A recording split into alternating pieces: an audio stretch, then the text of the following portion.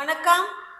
நம்ம இன்னைக்கு பாஸ்ட் டென்ஸ்ல எப்படி ஸ்ட்ரக்சர் வரும் அப்படிங்கிறத பார்க்கலாம். பாஸ்ட் டென்ஸ்னா கடந்த காலம், முடிஞ்சு போன ஒரு விஷயத்தை பேசுறது தான் பாஸ்ட் டென்ஸ்.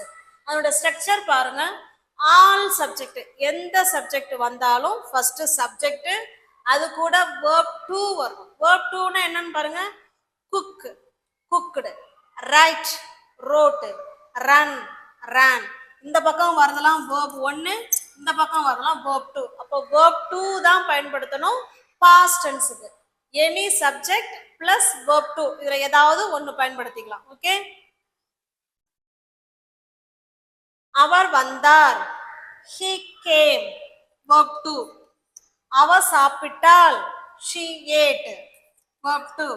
அவர்கள் டிவி பார்த்தார்கள், they watched TV, verb 2. Okay, now structure. Thank you.